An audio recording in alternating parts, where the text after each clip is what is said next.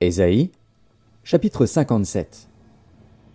Le juste périt, et nul n'y prend garde.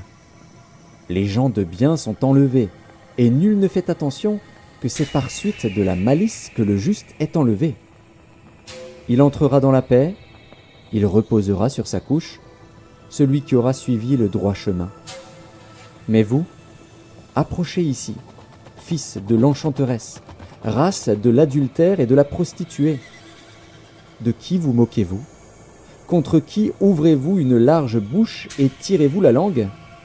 N'êtes-vous pas des enfants de péché, une race de mensonges, s'échauffant près des térébinthes, sous tout arbre vert, égorgeant les enfants dans les vallées, sous des fentes de rochers? C'est dans les pierres polies des torrents qu'est ton partage. Voilà ton lot. C'est à elles que tu verses des libations, que tu fais des offrandes. Puis-je être insensible à cela? C'est sur une montagne haute et élevée que tu dresses ta couche. C'est aussi là que tu montes pour offrir des sacrifices. Tu mets ton souvenir derrière la porte et les poteaux, car, loin de moi, tu lèves la couverture et tu montes. Tu élargis ta couche et tu traites alliance avec eux. Tu aimes leur commerce. Tu choisis une place. Tu vas auprès du roi avec de l'huile. Tu multiplies tes aromates. Tu envoies au loin tes messagers. Tu t'abaisses jusqu'au séjour des morts. À force de marcher, tu te fatigues. Et tu ne dis pas « J'y renonce ». Tu trouves encore de la vigueur dans ta main. Aussi n'es-tu pas dans l'abattement. Et qui redoutais-tu?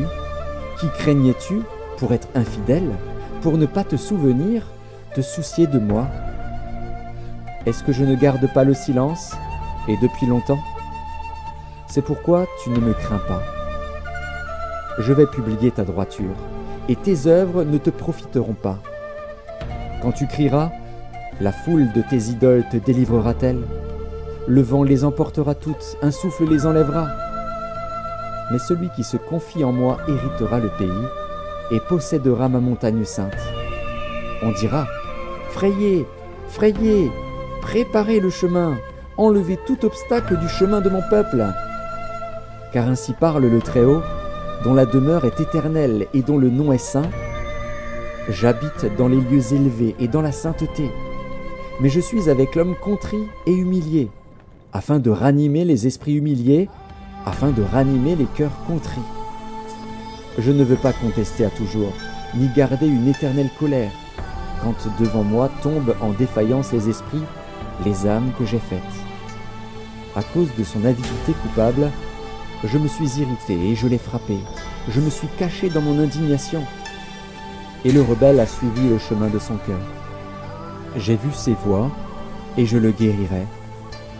Je lui servirai de guide, et je le consolerai, lui et ceux qui pleurent avec lui. Je mettrai la louange sur les lèvres. Paix, paix à celui qui est loin et à celui qui est près, dit l'Éternel.